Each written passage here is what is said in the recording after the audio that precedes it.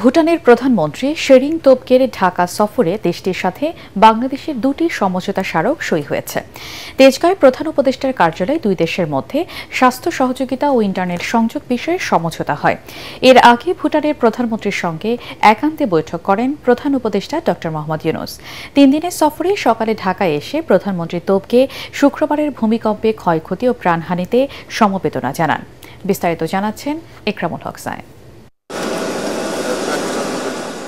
3 দিনের সফরের প্রথম দিন ঢাকায় এসে ব্যস্ত সময় পার করেন ভুটানের প্রধানমন্ত্রী শেরিং তোবগে। বিকেলে প্রধান উপদেষ্টার কার্যালয়ে একান্তে বৈঠক করেন অন্তর্বর্তী সরকারের প্রধান ড মোহাম্মদ ইউনূসের সঙ্গে। পরে দুই দেশের প্রতিনিধি দলের দ্বিপাক্ষিক বৈঠকের পর দুটি সমঝোতা স্মারক সই করে বাংলাদেশ ও ভুটান।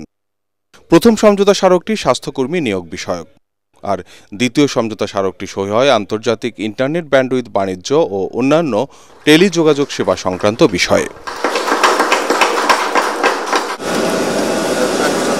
এর আগে শনিবার সকালে শাহজালাল আন্তর্জাতিক বিমানবন্দরে পৌঁছালে ভুটানের প্রধানমন্ত্রী শেরিং তোবগেকে স্বাগত জানান প্রধান উপদেষ্টা ড মোহাম্মদ ইউনূস। সেখানে তাকে লাল গালিচা সংবর্ধনা দেয়া হয়। বিমানবন্দরের ভিআইপি লাউঞ্জে দুই নেতা সংক্ষিপ্ত বৈঠক করেন। সেখানে প্রধানমন্ত্রী তোবগে শুক্রবারের ভূমিকম্পে সৃষ্ট ক্ষয়ক্ষতি ও প্রাণহানির বিষয়ে জানতে চান এবং নিহতদের পরিবারের প্রতি শোক জানান। বৈঠক শেষে প্রধানমন্ত্রী তোবগেকে গার্ড অব অনার দেয়া হয়। পরে সাভারে জাতীয় স্মৃতিসৌধে মুক্তিযুদ্ধের বীর শহীদদের প্রতি শ্রদ্ধা জানান সফররত ভুটানের প্রধানমন্ত্রী। স্মৃতিসৌধের বেদিতে ফুল দিয়ে শ্রদ্ধা নিবেদন করেন তিনি।